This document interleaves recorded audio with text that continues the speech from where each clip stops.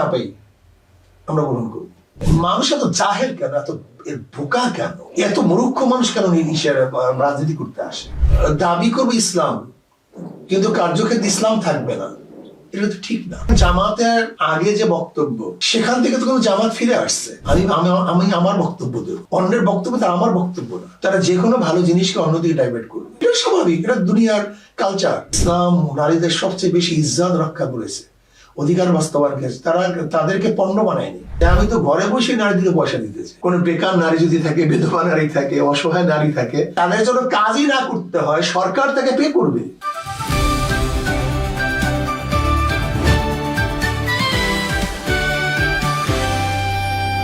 দিন যত যাচ্ছে ততই ঘনিয়ে আসছে ত্রয়োদশ জাতীয় সংসদ নির্বাচন।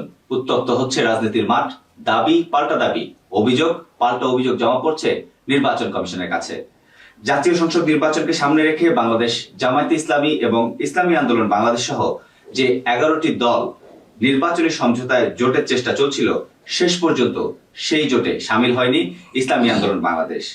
নতুন বাংলাদেশে যখন ইসলামপন্থীরা ভালো কিছু করতে পারার আলোচনা উঠে এসেছিল, ঠিক এই আলোচনার মাঝেই 11 দলীয় সমঝোতায় সামিল না হওয়া এবং এককভাবে নির্বাচনে অংশ নেওয়ার সিদ্ধান্ত 268 আসনে হাত পাখার একক পথ চলায় সার্বিক বিষয় জানতে কালবেলার নিয়মিত আয়োজন ভোটের বেলায় আপনাদের সঙ্গে আছি আমি আরকে চ্যান, এবং উপস্থিত আছেন ইসলামী আন্দোলন বাংলাদেশের সিনিয়র নায়েবে আমির মুফতি ফয়জুল করিম। স্বাগতম আপনাকে। আপনাকে ধন্যবাদ।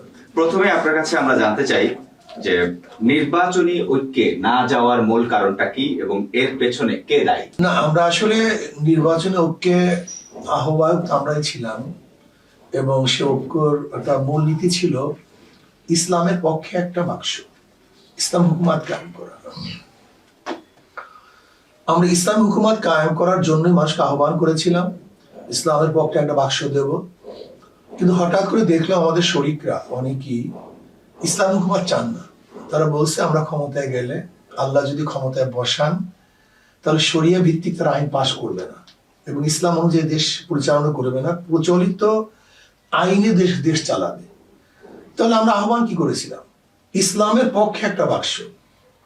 যদি শরিয়া আইন কায়েম না করি, বাস্তবায়ন না করি, ইসলাম হুকুমাতি কায়েম না করি, প্রচলিত আইন অনুযায়ী দেশ চালাই, তাহলে তো আমরা মানুষের সাথে ধোঁকাবাজি করতেছি।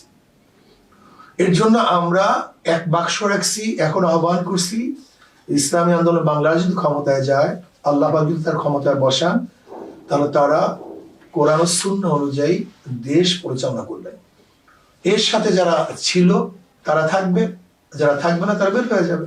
আপনারা সুযোগ পেলে যে শরিয়া আইন বাস্তবায়নের কথা বলছিলেন, এই শরিয়া আইন বাস্তবায়নটা কি ধাপে ধাপে হবে নাকি সরাসরি সংবিধান সংসদে? আল্লাহ যদি ক্ষমতায় বসান, যদি জনগণ চান আমাদেরকে তাদের ভোটের মাধ্যমে সংখ্যাগরিষ্ঠ আইন পাশ করার মতো সুযোগ করে দেন, তাহলে অবশ্যই আমরা শরিয়া আইন বাস্তবায়ন করব।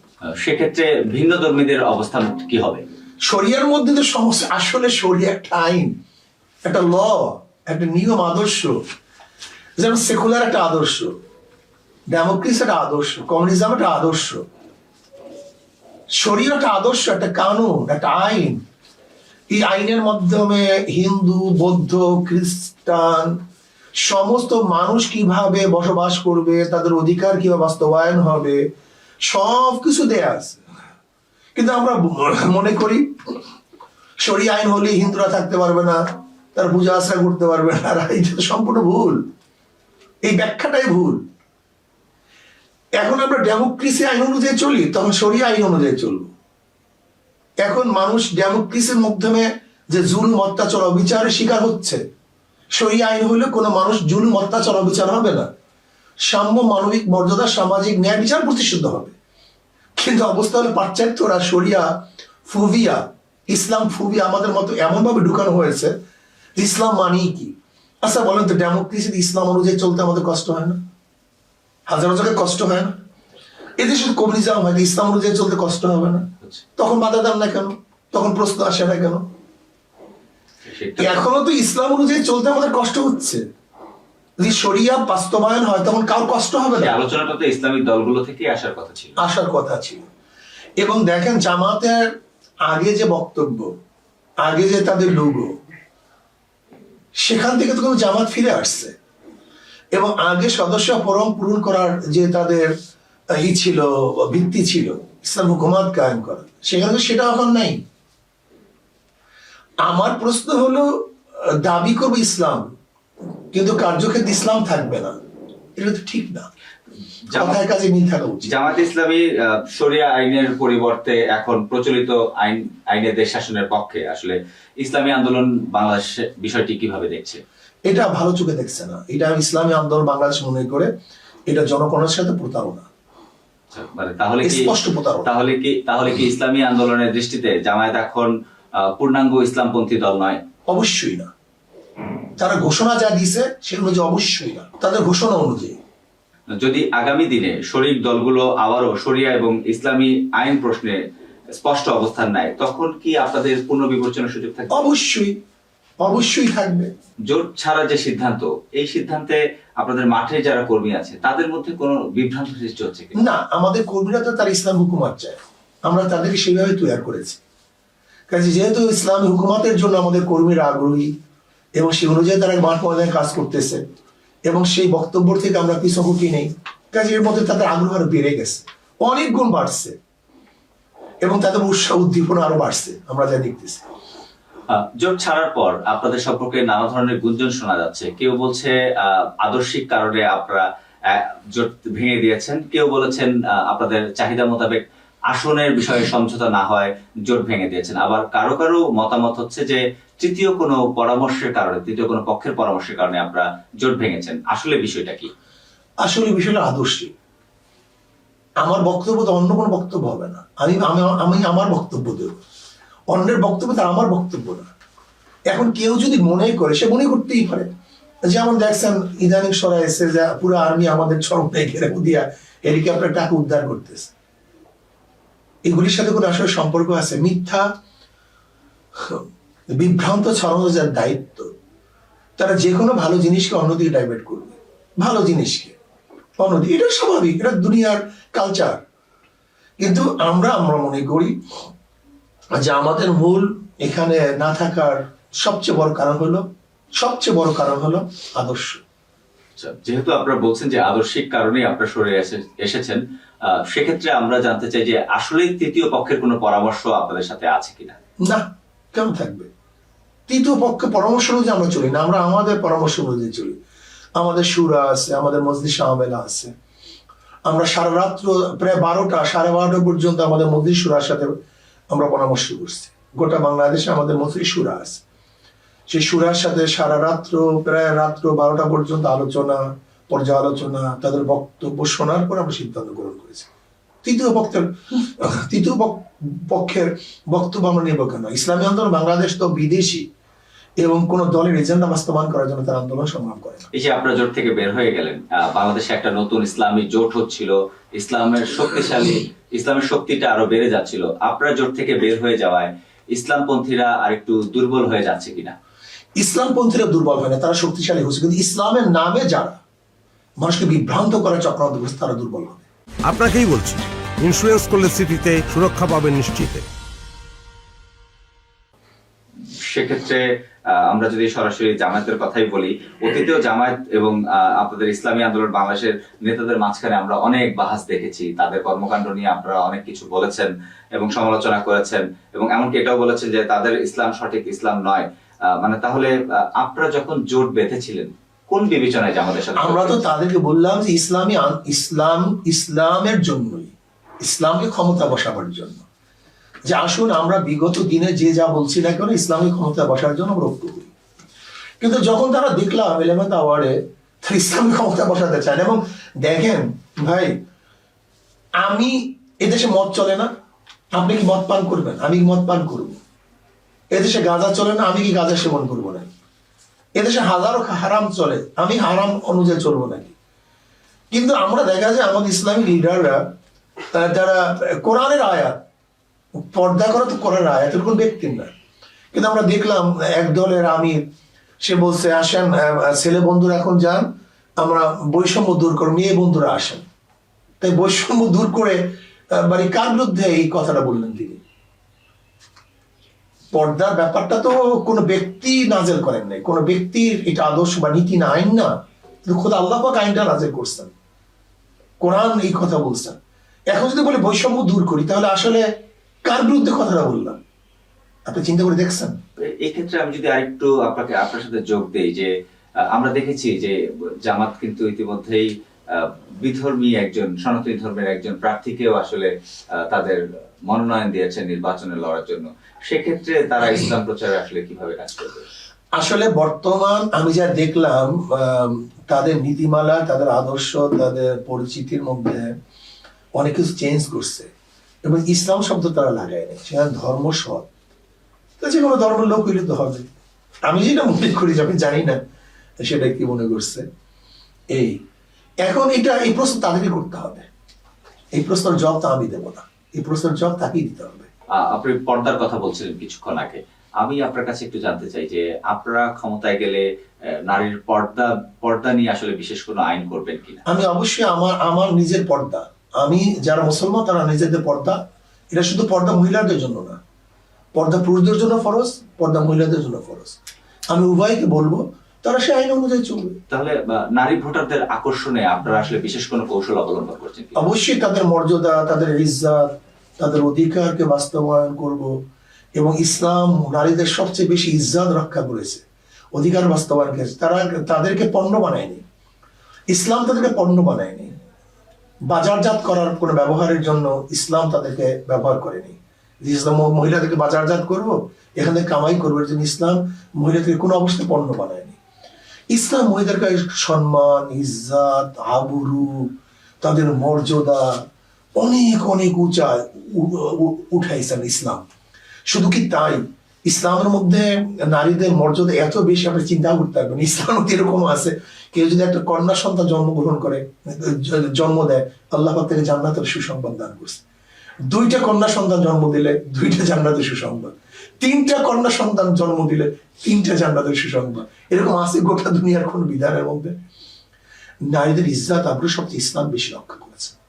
কিন্তু ব্যাপারটা হলো কি, প্রচলিত নিয়মটা হলো এরকম, পাশ্চাত্যরা আমাদের নারীদেরকে এরকম ভাবে পণ্য বানিয়েছে যে নারীরা যত খোলা মেলা চলতে পারে, মনে হয় এটাই নারীর ইজ্জত। আসলে দেখেন, আপনি আরো 100 বছর 200 বছর আগে যান, এদেশে ভদ্র বিশিষ্ট, এমনকি হিন্দুদের যারা ব্রাহ্মণদের মেয়ে ছিল, তারা কিন্তু শালীন পোশাকে চলাফেরা করত। আপনি দেখেন ইতিহাস, 200 বছর আগে, 100 বছর আগে, যাদের ব্রাহ্মণ হিন্দু, মুসলমান না শুধু, যারা ভদ্র বিশিষ্ট ভদ্র ফ্যামিলির মেয়েরা থাকতো, তারা সবসময় শালীন পোশাকে চলতো, এর ইতিহাস। আর যারা একটু এদিক ওদিক মানে খারাপ কাজে লিপ্ত থাকতো, তারাই কিন্তু সাধারণত খোলামেলা পোশাকে চলতো। এখন সেটাই হয়তো বা রুসুম হয়ে গেছে। আমি বিশ্বাস করি কৃষ্টি কালচার, সংস্কৃতি মানুষকে পরিবর্তন করে দেয়। আমাদের সমাজটা সংস্কৃতি এমন ভাবে হয়ে গেছে, এখানে ভালো মানুষ ভালো থাকবে না। যেরকম আবরার ফাহাদকে কারা হত্যা করেছে, সবচেয়ে ভালো মেধাবীরা, কারণ সংস্কৃতি তাদেরকে খুনি বানিয়ে দিয়েছে। জাহাঙ্গীর ইউনিভার্সিটিতে 100 দর্শন খবর কারা সেঞ্চুরি পালন করছে, এই ছাত্ররা। সংস্কৃতি তাদেরকে, পরিবেশ তাদেরকে খারাপ বানিয়ে ফেলেছে। ঠিক আমি বিশ্বাস করি, আপনারা যে কঠিন মনে করতেছেন, এটা কোনো কঠিনই না, এটা কোনো কঠিন না। যে আমরা সমাজকে এমনভাবে সাজাতে পারি, তাহলে মানুষ কিন্তু ভালোর দিকে ভালো হয়ে যাবে, অলরেডি ভালো হয়ে যাবে। আপনি নারীর যে সম্মানের কথা বলছেন, আমরা কিন্তু দেখেছি যে জামায়াতের আমির ইতিমধ্যে বলেছেন যে তারা যদি ক্ষমতায় যেতে পারে, তাহলে নারীর 8 ঘন্টার কর্মসময়টা তারা 5 ঘন্টায় নামিয়ে আনবেন এবং বাকি 3 ঘন্টার বেতন বিনিয়োগকারী দিবেন। তো তার এই মতামত আপনি আসলে? আমি তো আরো উঠতে দিতে চাই, আমি তো ঘরে বসে নারীদেরকে পয়সা দিতে চাই। আমি এরকম পরিস্থিতি করতে চাই যেন নারীটা কাজই করতে না হয়। কোনো বেকার নারী যদি থাকে, বিধবা নারী থাকে, অসহায় নারী থাকে, তাদের জন্য কাজই না করতে হয়, সরকার তাকে পে করবে। আমি তো আরো উঠতে চাই। যদি কারোর কাজ করতে মনে চায়, তার কাজ কমিয়ে দেব। আর যদি সে কাজ করার পরিস্থিতি না হয়, প্রয়োজন না হয়, আমি তাকে ঘরে বসে পয়সা অর্থ পে করব। আমি তো আরো উঠতে চাই। প্রতিদ্বন্দ্বী দল হিসেবে বিএনপি কে কতটা শক্তিশালী ভাবছেন? বিএনপি তো শক্তিশালী, কিন্তু আদর্শিক দিক থেকে এখন আর বিএনপি শক্তিশালী নেই। কারণ তারা 5ই আগস্টের পরে যে কাজগুলি করছে, এতে জনমনে তাদের প্রতি অনেক বেশি বিরূপ। এবং জনগণ চায় না কোনো চাঁদাবাজ আবার দ্বিতীয়বার ক্ষমতায় আসুক। কাজেই তারা দলের দিক থেকে, জনগণের দিক থেকে শক্তিশালী হলেও আদর্শ এবং নীতির দিক থেকে অনেক দুর্বল হয়ে গেছে, এটাই মনে করি। নির্বাচনের পর যদি বিএনপি সরকারের পক্ষ থেকে ভাগাভাগির প্রস্তাব আসে, সেই বিষয়টা আপনারা কিভাবে দিবেন? আমরা অবশ্যই শর্ত সারায়াত দেব, দেশের কল্যাণের জন্য, ইসলামের জন্য। যদি তারা মেনে নেয়, যদি আমরা ইনশাআল্লাহ, যদি আমরা সরকার গঠন করতে পারি আলহামদুলিল্লাহ ওয়েলকাম। আর যদি আমরা সরকার গঠন করবার সিট না পাই, তাহলে যদি অন্য কারোর সাথে অ্যালায়েন্স করে আমাদের ক্ষমতায় যেতে হয় বা সরকার গঠন করতে হয়, তখন সেই ব্যাপার তখন বলবো ইনশাআল্লাহ কিভাবে আমরা সরকার গঠন করবো। আচ্ছা, যেহেতু আমরা নির্বাচন নিয়ে কথা বলছিলাম, আপনাদের পক্ষ থেকেও কিন্তু নির্বাচন নিয়ে শঙ্কা প্রকাশ করা হচ্ছে। আপনি জানেন যে বাংলাদেশে এখন ত্রয়োদশ জাতীয় সংসদ নির্বাচন একটি শঙ্কার মুখে রয়েছে। বেশ কয়েকটা রাজনৈতিক দল এখন নির্বাচন পিছিয়ে দেওয়ার কথা বলছেন। আবার আপনারাও কিন্তু ইতিমধ্যে শঙ্কা প্রকাশ করেছেন যে একটি সংবাদ সম্মেলনে আপনাদের যিনি মুখপাত্র রয়েছেন গাজী আতাউর রহমান, তিনি বলেছেন এটি একটি পাতানো নির্বাচন হতে পারে, সেই শঙ্কা রয়েছে, সেই পথে কেউ হাঁটতে পারেন। মানে এমন পরিস্থিতিতে আপনারা কি কোনো ভিন্ন কৌশল নিচ্ছেন কিনা? না, আমরা তো অবশ্যই আমরা সবাইকে জাগ্রত করছি। আমরা আগেই বলতেছি যে আসলে আমরা মনে করি নিরপেক্ষ নির্বাচন নাও হতে পারে। এই জন্য আমরা আমাদের বয়ান মাঠের পর্যায়ে দিয়ে আসছি যে নির্বাচনের অবস্থায়, প্রশাসনের অবস্থায় এক দলকে বেশি সাপোর্ট করছে সরকার, বর্তমান সরকার। দেখা যায় সে এখনো ক্ষমতায় নাই, কিন্তু দেখা যায় যে এরকম ভাবে প্রোটেকশন দেওয়া হচ্ছে, মনে হয় সে ক্ষমতায় চলে গেছে। এটা আসলে সম্পূর্ণ আইনের খেলাফ, এটা হতে পারে না। কেন তাকে এত প্রোটেকশন দেবে? তাহলে মানুষ কি মনে করে? সেক্ষেত্রে আপনাদের জন্য তো গানম্যান চাওয়ার একটা গানম্যান এক জিনিস, কিন্তু দেখেন যখন কোন এক দলের প্রধান এদেশে আসছে, তখন আর্মি টার্মি নিয়ে যেরকম ভাবে তাকে রিসিভ করা হয়েছে, এটা আসলে আপনাকেই বলছি, ইন্স্যুরেন্স করলে সিটিতে সুরক্ষা পাবেন নিশ্চিতে। পাওয়া উচিত না আমি মনে করি। তাহলে কি সেখানে এই সরকারের সাথে কোনো আতাত আছে? হতে পারে, থাকতে পারে, কন্ট্যাক্ট করে আসতে পারে, হতে পারে, এটা অসম্ভব কিছু না। সেক্ষেত্রে আপনারা কি বর্তমান সরকারের সাথে, আপনারা তো কয়েকবার বসেছেন, আপনাদের সাথে কথা বলছেন? আমরা আমাদের কথা বলছি, আমরা আমাদের দাবি, আমাদের বক্তব্য পেশ করেছি, কিন্তু সরকার মানে এবং আমরা তাই। কিছু প্রচলিত কথা আছে যে সরকার যদি নির্বাচিত হয়ে যায়, আপনারা যদি সরকারে আসেন, ক্ষমতায় আসেন, তাহলে প্রতিবেশী দেশগুলোর সাথে আপনাদেরকে সুসম্পর্ক বজায় রাখতে হবে। সেক্ষেত্রে ভারতের সাথে আপনাদের সম্পর্ক কেমন? অনেক ভালো সম্পর্ক থাকবে। দেখেন, প্রতিবেশীর সাথে ইসলামের সম্পর্ক যুগে যুগে ভালো ছিল, এবং আমরা প্রতিবেশী দেশের সাথে সম্পর্ক ভালো রাখতে চাই, কিন্তু তাদের আধিপত্যতা চাই না, তাদের হস্তক্ষেপ চাই না, এতটুকু। ভারত এখানে সবচেয়ে বড় গলত যেটা করে, সে আমাদের হস্তক্ষেপ করে, আমাদের রাজনৈতিক, আমাদের অভ্যন্তরের অবস্থায় তারা হস্তক্ষেপ করতে চায়। এমনকি ভারত মনে করে এটা আমাদের করদ রাজ্য। আমরা করদ রাজ্য হতে চাই না। আমরা আমাদের স্বতন্ত্রভাবে স্বাধীনভাবে দেশ পরিচালনা করব, পাশাপাশি কান্ট্রির সাথে আমরা খুব ভালো আচরণ করবো, খুব ভালো ব্যবহার করবো, তারাও ভালো থাকবে, আমরাও ভালো থাকবো। প্রতিবেশী যদি ভালোই না থাকে, তাহলে আমরা ভালো থাকবেন কিভাবে? এর জন্য আমরা যদি ইনশাআল্লাহ ইসলাম হুকুমাত আসে, ভারতের সাথে অনেক সুসম্পর্ক হবে, ভালো সম্পর্ক হবে, লেকিন তাদের হস্তকে আমরা কামনা করবো। একই সাথে একই প্রশ্নটা যদি পাকিস্তানের পক্ষে করা হয়, সমস্ত রাষ্ট্রের সাথে আমাদের সুসম্পর্ক থাকবে, চীনের সাথে, পাকিস্তানের সাথে, আফগানিস্তানের সাথে, আমেরিকার সাথে। এক কথায় বাংলাদেশ গোটা বিশ্বের সাথে সুসম্পর্ক রক্ষা করেই তারা দেশ পরিচালনা করার চেষ্টা করবে। আপনারা জোট থেকে আসার পর সামাজিক যোগাযোগ মাধ্যমে নানাভাবে আপনাদেরকে নিয়ে ট্রল করা হচ্ছে, সেখানে বিভিন্ন ইসলামী আন্দোলন বিরোধী নানা কন্টেন্টও প্রচার করা হচ্ছে। এগুলো মোকাবেলায় আপনারা আসলে কি পদক্ষেপ নিচ্ছেন? না, আমরা আমাদের শক্তি এবং বস্তুনিষ্ঠ যে বক্তব্য সেটা উপস্থাপন করছি, কিন্তু আমরা আমাদের লোকদেরকে বলবো, ওরা মিথ্যা যত প্রচার করুক না কেন, আমাদের লোকজন কোন অবস্থাতেই মিথ্যার আশ্রয় গ্রহণ না করে, ধোঁকাবাজি, অসত্য কোনো কথা, অসত্য কোনো বক্তব্য যেন না দেয়। হারাম, কবিরা গুনাহ, এটা ইসলামে জায়েজ নেই। ইসলাম তো দূরের কথা, মিথ্যা বলা, গিবত শিকায়ত করা, এটা কোনো ধর্মে কোনো ব্যক্তির কাছেই এটা পছন্দনীয় নয়। এটা সব জায়গাতেই এটা মানুষ পছন্দ করে না। কাজে আমি আমাদের লোকদেরকে বলবো, মিথ্যার আশ্রয় গ্রহণ না করা, ধোঁকাবাজি না করা, এবং অন্যদেরকে বলবো যা কিছু বলবেন সত্য বলবেন। আমাদের ব্যাপারে সত্য কথা যেগুলি আছে সেগুলো বলেন, সমস্যা কি? আমরা জোটে নাই, কেন নাই, আপনার মুখের থেকে না। আমরা যে বক্তব্য দিই, আপনার ধারণা বশীভূতি না হয়ে না, আমরা যে বক্তব্য দিই সে আলোকে কথাবার্তা বলতে পারে যে এটা ভুল বলছেন। যেরকম জামাতের আমির ওই হিন্দু ভদ্র খ্রিস্টান ভদ্র মহিলার সাথে যে কথা বলছে, আমরা সেই অনুযায়ী কথা বলি, সেই কথা বলছে। এবং যখন তার পাশের যে আমাদের ওই ভাই ছিলেন, সে ব্যাখ্যা দিয়েছেন প্রচলিত আইনে। এরকম আমাদের থেকে কোনো বক্তব্য যদি হয়ে থাকে যে ইসলামের খেলাফ, দেশের খেলাফ, মানবতার খেলাফ, সেটা বলুক, সমস্যা কি? একজন সোশ্যাল অ্যাক্টিভিস্ট তিনি তার স্ট্যাটাসে লিখেছেন যে বিগত সরকারের আমলে গত 17 বছর বা তারও আগে থেকে জামায়াত ইসলামের কর্মীরা, ছাত্র শিবিরের কর্মীরা যে পরিমাণ গুম খুন হত্যার শিকার হয়েছে, চাকরি হারিয়েছে, কেউ কেউ শিক্ষা প্রতিষ্ঠানে যেতে পারেনি, হ্যাঁ, সেই জায়গা থেকে তাদের যে জায়গাটা ছিল, সেই জায়গা থেকে ইসলামী আন্দোলন বাংলাদেশে এখন যারা সম্মুখ সারির নেতা, তারা তখন মায়ের কোলে ছিল। এই বিষয়টাকে আপনি কিভাবে দেখছেন? দেখেন, জামাত যুগে যুগে তাদের রাজনৈতিক প্ল্যানটাই কেমন জানা ছিল। তারা একসময় আওয়ামী লীগের সাথে, একসময় বিএনপির সাথে, একসময় অমুকের সাথে, একসময় তমুকের সাথে। ব্যাপারটা তারা গোলায় ফেলাইছে। যখন আপনি আমার বন্ধু ছিলেন, আপনার শত্রুর সাথে আমার আমি বন্ধুত্ব করি, তখন আপনি কি হবেন? এমনিতে শত্রু হয়ে যাবেন। আমরা তো কারোর সাথে বন্ধু হই না, শত্রু হইনি, আমরা আমাদের হয়ে চলছি। এর জন্য আমাদের উপরে খ্যাপটা আসবে কেন? আর জামা শিবির কি শুধু ফাঁসিতে ঝুলছে, আর কেউ হয় নাই? বিএনপিরা ফাঁসিতে ঝুলে নাই, গুম খুন হয় নাই, বাড়িঘর ছাড়ে নাই। আমাকে পিনাকি দা, সেও তো বাড়িঘর, সে তো আর ইসলামী কোনো সংগঠনও করে না, সে তো বামপন্থী লোক ছিল। এরকম বহুত লোকই তো গুম খুনের শিকার হয়েছে, তাতে কি আসে যায়? আমি দেখবো, আমি আমার অবস্থানে আমি যে রোড পেলে করছি, তার থেকে আমি কোনো রাস্তা চ্যুত হয়েছি কিনা, পদচ্যুত হয়েছি কিনা, এটা আমার দেখার বিষয়।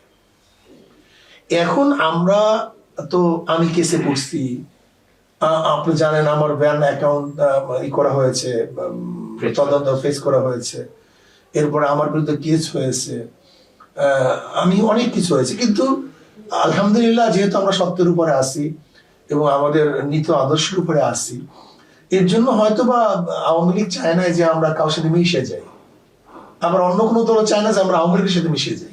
আপনাদের মতবাদের সাথে তো অন্য ধর্মীয় মতবাদগুলো মিলছে না, মিশছি না, মিলতে পারছি না। আপনারা তো আপনারা ডেকেছেন, এক হওয়ার চেষ্টা করেছেন এবং সেখান থেকে বের হয়ে এসেছেন। তার মানে আপনাদের মতবাদের সাথে কিন্তু অন্যান্য আমাদের মতবাদ না, আমরা আমাদের ব্যক্তিগত মতবাদ নাই, আমরা আগেই তো বলি ইসলামের পক্ষে একটা বাক্স, এটা সবাই জানে, স্পষ্ট বক্তব্য। ইসলামের জন্য একটা বাক্স থেকে যারা বের হয়ে গেছে, প্রশ্ন তাদের কাছে, তাদেরকে স্পষ্ট বলেন ইসলাম হুকুমত কায়েম করবেন কেউ ক্ষমতায় গেলে। আমাদের খ্রিস্টান ভদ্রমহিলা কি বলছে যে আল্লাহ পাক মানে সৃষ্টিকর্তা আমাদের ক্ষমতা দেন। এখানে কিন্তু কিছু ব্যাকও তারা ক্ষমতা যাওয়ার আগে গণতন্ত্র অনুযায়ী চলি, সেইটা চলি, প্রস্তুত এখানে না। যদি ক্ষমতায় বসান তখন কি করবেন? এখন আমরা ক্ষমতায় নাই, এখনের আইন আর আপনার ক্ষমতায় আছে, তখন আইন কি এক হবে? এই যে ক্ষমতায় যাওয়া, নির্বাচন, এইখানে আপনাদেরকে কিন্তু পেছনের আপনাদের কিছু সূত্র তারা টেনে ধরছে যে এর আগে ফ্যাসিস্টের আমলে যে নির্বাচনগুলো হয়েছে, সেই নির্বাচনে আপনারা কিন্তু অংশও নিয়েছেন। মানুষ এত জাহেল কেন, এত বোকা কেন, এত মূর্খ মানুষ কেন রাজনীতি করতে আসে? জাতীয় কোন নির্বাচনে যেখানে সবাই অংশগ্রহণ করে, এরকম কোন নির্বাচনে আমরা অংশগ্রহণ করি না। 2001-এ সবাই অংশগ্রহণ করেছে, আমরা অংশগ্রহণ করেছি। 2008-এর জাতীয় নির্বাচনে সবাই অংশগ্রহণ করেছে, আমরা অংশগ্রহণ করেছি। 2014-তে কি অংশগ্রহণ করেন শুধু আওয়ামী লীগ, আমরা অংশগ্রহণ করিনি। 2018-এর নির্বাচনে সবাই অংশগ্রহণ করেছে, আমরা অংশগ্রহণ করেছি। 2024-এর নির্বাচনে কেউ অংশগ্রহণ করে, আমরা অংশগ্রহণ করেছি। তাহলে কিভাবে জাহেলরা বলতে পারে যে আমরা অংশগ্রহণ করেছি? বলতে পারে স্থানীয় নির্বাচন তো বিএনপি অংশগ্রহণ করেছে, জামাতের কি চেয়ারম্যান নেই, জামাতের উপজেলা চেয়ারম্যান নেই, ভাইস চেয়ারম্যান নেই। এই যে ইশাক সাহেব, সে কোন আমলে নির্বাচনে আজকে মেয়র দাবি করে? শাহাদত শাহ চিটাগাঙ্গের কোন আমলে নির্বাচন আজকে সে মেয়র? তাহলে কি আপনি বলছেন যে 24-এ যে নির্বাচন হয়েছে, সেখানে স্থানীয় সরকার যে নির্বাচন হয়েছে, তাহলে সেটি বৈধ? যারা এখন মেয়র হিসেবে দায়িত্ব পালন করছে, 24-এর নির্বাচন একটা হলো জাতীয় নির্বাচন, আমি বলছি 24-এর জাতীয় নির্বাচনের কথা বলতেছি, আর স্থানীয় নির্বাচন। কারণ জাতীয় নির্বাচনের জন্য আমরা তত্ত্বাবধায়ক সরকারের দাবি তুলেছিলাম, কিন্তু স্থানীয় নির্বাচনের জন্য তত্ত্বাবধায়ক সরকারের দাবি কেউ তুলে নেয়। স্থানীয় নির্বাচনে সরকার পরিবর্তন হয় না, আর আমাদের মূল দাবি সরকার পরিবর্তন, সরকার গঠন। স্থানীয় নির্বাচন সমস্ত সময় সব সময় যে সরকারে থাকে তার অধীনই হয়। আপনাকেই বলছি, ইন্স্যুরেন্স করলে সিটিতে সুরক্ষা পাবেন নিশ্চিতে। কিন্তু আমাদের মূল দাবিটা ছিল সরকারি মানে জাতীয় নির্বাচন তত্ত্বাবধায়ক সরকারের অধীনে হবে, সেই দাবি নিয়ে আন্দোলন করেছিলাম। সেখান থেকে কিছু ওটি নেই। এর জন্য কোন জাতীয় নির্বাচন ইসলামী আন্দোলন বাংলাদেশ শুধুমাত্র আওয়ামী লীগের সাথে নির্বাচন অংশগ্রহণ করেনি। আপনাদের দলের আমিরকে এক বৈঠকে জামায়াতের আমির একটি জরিপের কথা উল্লেখ করেছিলেন। সেই জরিপে 0.1% মানুষ ইসলামী আন্দোলনকে চায় বলে উল্লেখ করা হয়েছিল। জোট বিষয়ক সেই বৈঠকে এই ধরনের একটি জরিপের বিষয় উল্লেখ করা কি কোনো ষড়যন্ত্রের অংশ কি? অবশ্যই এটা তাদের আমরা স্পষ্ট, তখনই আমাদের আমির স্পষ্ট বলেছেন মনে অবস্থা ভালো না, তাদের মধ্যে কুটিলতা আছে। সেই জরিপে ফলে কিন্তু বিএনপির পক্ষে ছিল 65 ও জামাতের পক্ষে 25% মানুষ। তো প্রকৃতপক্ষে আসলে আপনাদের মতামত কি? ভোটের সংখ্যাটা কত? এগুলি হলো সব বানানো, এগুলি সবই বানানো। যদি 65% থাকে তাহলে তো আমি বিএনপি কে এত চেষ্টা করার কোনো দরকার নেই, বাক্স দিয়ে আসলেই হয়। সেক্ষেত্রে আসল ফলাফলটা আপনি মনে করেন এটা কেমন হতে পারে? এগুলো সম্পূর্ণ অযৌক্তিক একটা জরিপ। এরপরে বাংলাদেশে আমার দেশ পত্রিকা একটা রিপোর্ট দিয়েছে, সেখানে দিয়েছে মানে বিএনপি কে মনে হয় 36 মানে কত পার্সেন্ট, 37% মানে কত এরকম, আর জামাতকে দিয়েছে 37%, তারপরে এনসিপি কে দিয়েছে 7%, আমাদের মানে 3%। আমাদের তো জামাতের এখন ক্ষমতা যাওয়ার জন্য লাগেই না। এনসিপি আর তাদের পার্সেন্টেজ মিলে তো বিএনপির বেশি, সমস্যা কি? তাহলে এই যে জরিপটার ফলাফল আমি যদি একটু এটাকে আমলে নেই, জোট ভোট দেশ বা সরকার পরিচালনায়, তাহলে আসলে জামাতের মতলব কি আপনি কি মনে করেন? জানি না কি মতলব। তাহলে জরিপ দিয়ে কি বোঝাতে চায় আগামী 12 তারিখ ইনশাআল্লাহ স্পষ্ট হয়ে যাবে কার জরিপ ঠিক কার জরিপ ঠিক। এটা অপেক্ষা করুন, সব জিনিস আগেই বোঝা যায় না, একটু সময় লাগে। 12 তারিখ স্পষ্ট হয়ে যাবে জরিপের অবস্থানটা। আপনাদের পক্ষ থেকে বিভিন্ন সময় বলা হয়েছে যে জামায়াত নেতাদের পেছনে দাঁড়িয়ে নামাজ পড়া বা আত্মীয়তা করা হারাম। আপনারা কি এখন আত্মীয়তা করা হারাম এরকম কেউ বলছে আমি জানি না, কিন্তু নামাজের ব্যাপারে শামসুল ফজিল রাহমাতুল্লাহ আলাইহি বহু সংশোধন উল্লেখ করেছেন। ইসলামী আন্দোলন যে কল্যাণ রাষ্ট্রের কথা বলছে, সেটার যে 3টি সবচেয়ে গুরুত্বপূর্ণ বৈশিষ্ট্য সেটা ইসলামী আন্দোলন বাংলাদেশ ইসলামের ভিত্তিতে কল্যাণ রাষ্ট্র, ইসলামের ভিত্তিতে, ইসলামের আদর্শ নীতির ভিত্তিতে কল্যাণ রাষ্ট্র। আপনি বলছেন যে ইসলামের আদর্শে, ইসলামের মূল গুরুত্বপূর্ণ 4টা, কোরআন, সুন্নাহ, ইজমা, কিয়াস। এই 4টা হলো মূল ভিত্তি। এই 4টা ভিত্তির মাধ্যমে শরিয়া, শরিয়া মানে আইন। এই 4 মূল ভিত্তির থেকে যে আইন রচনা হয় সেই আইনকে বলা হয় শরিয়া। এই শরিয়া মানে হলো আপনি কিভাবে চলবেন, কিভাবে কামাই করবেন, কিভাবে খরচ করবেন, এই গোটা ল কিভাবে বিচার হবে, সব কিছু বিশাল। আমাদের কুতুবখানে যান, দেখুন ইফতার বিভাগে কোটি কোটি টাকার কিতাব আছে। অর্থাৎ এই লটা তো আপনাকে একদিনে আমি বুঝাতে পারবো না, এক মুহূর্তে বুঝাবার দরকার নেই। শুধু এতটুকু বুঝাতে পারি, শরিয়া এমন একটা ল, সমস্ত ধর্মের, সমস্ত বর্ণের, সমস্ত মানুষ নয়, সমস্ত জানোয়ারেরও যেখানে শান্তি এবং নিরাপত্তার জায়গা আছে সেটার নাম শরিয়া। ওমর ইবনে খাত্তাব বলছেন রাদিয়াল্লাহু তাআলা আনহু, আমার খেলাফতের আমলে ফোরাতের কোলেও যদি উট না খেয়ে মারা যায় আমি ওমরকে জবাব দিতে হবে। তার মানে শরিয়া শুধু মানুষের কল্যাণের জন্য না, মানুষ তো অনেক ঊর্ধ্বে, পশু পাখির কল্যাণ, পশু পাখির কল্যাণ। ইসলাম কি বলছে? ইসলাম কি বলছে? ইসলাম বলছে কোন অবস্থাতে একটা জানোয়ারের উপরে বেশি বোঝা চাপিয়ে দিও না। ইসলাম কি বলছে? ভোতা ছুরি দিয়ে কোনো জানোয়ারকে হত্যা করবে না। ইসলাম কি বলছে? অবৈধ মানে অযৌক্তিক ভাবে কোনো জানোয়ারকে একটা পিটান দিবা না। ইসলাম শুধু মানুষ না। আপনারা যেটা বলতেছেন ইসলাম শুধু মুসলমানদের জন্য, এটা ভুল। উখরিজাত লিন্নাস, কুনতুম খায়রা উম্মাতিন উখরিজাত লিন্নাস, আমাদেরকে বের করেছে কোন মানুষের জন্য, শুধু মুমিনদের জন্য না, মুসলমানদের জন্য না। উখরিজাত লিন্নাস, গোটা মানবের কল্যাণের জন্য ইসলাম আসছে দুনিয়াতে। সেক্ষেত্রে ভিন্নধর্মীদের যে সুযোগ সুবিধাগুলো নিশ্চিত করা, এই বিষয়ে কি আপনি স্পষ্ট বিধর্মীদের যত ধরনের সুযোগ সুবিধার প্রয়োজন ইসলাম তাদের ন্যায্য সেই সুযোগ সুবিধাগুলি বাস্তবায়ন অবশ্যই করবে। তাদের জান, মাল, ইজ্জত, আবরুর, তাদের ধর্ম পালন করার সমস্ত সুযোগ সুবিধা ইসলাম গ্যারান্টি দিবে, শুধু বাস্তব গ্যারান্টি দিবে। দেখেন, একজন মহিলা যদি মুসলিম মহিলাকে দর্শন করে বিচার হবে, যদি হিন্দু মহিলাকে দর্শন করে হুবহু একই বিচার। যদি মুসলিম করে চুরি করে বিচার হবে, যদি হিন্দু করে চুরি করে একই বিচার। যদি কেউ অন্যায়ভাবে একটা মুসলিমকে হত্যা করে বিচার হবে, যদি হিন্দুকে হত্যা করে। আপনি এটা কেন মনে করেন না? যদি কেউ মুসলমানকে জুলুম করে বিচার হবে, যদি হিন্দুর জুলুম করে হুবহু একই বিচার। এখানে এরকম না যে আপনি তারতম্য হবে যে মুসলমান দেখে সে বেঁচে যাবে আর হিন্দু দেখে সে আটকিয়ে যাবে, বাট এরকম না, সম বিচারের ব্যাপারে ইসলাম এত বেশি সম করতে যাচ্ছে, চিন্তা করতে পারবেন না। আমি একটা উদাহরণ থেকে বুঝতে পারবেন। আলী রাদিয়াল্লাহু তাআলা আনহু এবং ইহুদির সাথে একটা বল্লম নিয়া মানে যুদ্ধ, মানে যুদ্ধ না, মানে ঝগড়া। ইহুদি বলছে এটা আমার, আলী রাদিয়াল্লাহু বলছে আমার। বিচারকের কাছে বিচার দিছে, তা বিচারক বলতেছে আলী রাদিয়াল্লাহু তাআলা আপনি সাক্ষী দেন। কলে আমার ছেলে আমার গোলাম। কলে বাবার পক্ষে ছেলে এবং মালিকের পক্ষে গোলামের সাক্ষী প্রযোজ্য না, অন্য কোনো সাক্ষী কল না, ইহুদিকে দিয়ে দিছে। অথচ সেই এটা ছিল আলী রাদিয়াল্লাহু তাআলা। ইহুদি বলছে ইসলাম এত সুন্দর বিচার। বলে হ্যাঁ, আসলে এটা আমার না, এটা তারই, তাকে দিয়ে দেন, আমাকে ইসলাম গ্রহণ করুন। আমরা এবার একটু আপনাদের নির্বাচনে ফিরতে চাই। এককভাবে 268 আসনে প্রার্থী দিয়েছেন হাত পাকা প্রতীকে। আপনারা আসলে কয়টি আসনে জয় হওয়ার আশঙ্কা করছেন? না, আমরা তো সব আসনে জয় হওয়ার আর করতেছি, আলহামদুলিল্লাহ চেষ্টা করবো। বাকি জানি না কয়টা হোক, আর বাকিগুলি তো ইনশাআল্লাহ আমাদের পছন্দনীয় কাউকে সাপোর্ট দেবো। তার মানে 300 আসনে আমরা নির্বাচন। সেক্ষেত্রে সেটা তো ভিন্ন দল থেকে আসছেন তারা। ভিন্ন দল না, কোনো জায়গায় যেমন আজকে একজন স্বতন্ত্র প্রার্থীকে আমরা সাপোর্ট দিয়েছি বোয়ালমারির থেকে, আলফা ডাঙ্গার থেকে,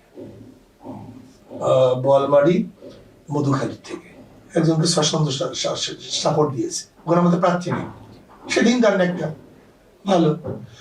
এরকম অন্যান্য জায়গাতে যেখানে ভালো ক্যান্ডিডেট থাকবে আমরা সেটা পরামর্শ বলতে সাপোর্ট দেবো ইনশাআল্লাহ। নির্বাচন যদি প্রত্যাশিত ফলাফল না আসে, সেটাকে কি আপনারা ব্যর্থতা হিসেবে দেখবেন? যদি সুষ্ঠু, সুন্দর, অবাধ, নিরপেক্ষ, গ্রহণযোগ্য নির্বাচন হয় আর সেখানে তো আমরা একটা ভোটও না পাই, আমরা গ্রহণ করব। আর যদি অবাধ নির্বাচন না হয়, আমরা প্রত্যাখ্যান করব। যে 32 আসনে আপনারা প্রার্থী দিচ্ছেন না, সেখানে আসলে অন্য প্রার্থীদের সমর্থনের ক্ষেত্রে আপনি বলছিলেন কিছুক্ষণ আগে, যেহেতু স্বতন্ত্র প্রার্থীদের আপনারা সমর্থন দিচ্ছেন, সেই প্রার্থীদের সমর্থনের ক্ষেত্রে আপনারা প্রধান কি শর্তগুলো দিচ্ছেন? ইসলাম অনুযায়ী চলবে, দেশের কল্যাণের জন্য কাজ করবে। ভবিষ্যতে জাতীয় সংসদে জামায়াত যদি কোনো প্রস্তাব রাখে, ইসলামী আন্দোলন কি তাতে সমর্থন দিবে নাকি? যদি দেশ ও ইসলামের কল্যাণ হয়, ইসলাম ও দেশের কল্যাণ হয়, অবশ্যই গ্রহণ করবে, ইসলাম ও দেশের কল্যাণের জন্য। ধন্যবাদ আপনাকে। দর্শক, আমরা শুনছিলাম ইসলামী আন্দোলন বাংলাদেশের সিনিয়র নায়েবে আমির মুফতি ফয়জুল করিম সাহেবের কাছ থেকে তাদের নির্বাচনী যে পরিকল্পনা আছে, একই সাথে বাংলাদেশে ইসলামপন্থী রাজনৈতিক দলগুলোর বর্তমান যে অবস্থান এবং নির্বাচনে তাদের যে পটভূমি, সেই বিষয়টাই আমরা আসলে তার সাথে বিস্তারিত আলোচনা করছিলাম। ভোটের বেলার সাথে থাকার জন্য আপনাদের ধন্যবাদ। আশা করছি আগামী আয়োজনে আমরা নতুন কোন অতিথি নিয়ে আবারও আপনাদের সামনে হাজির হব।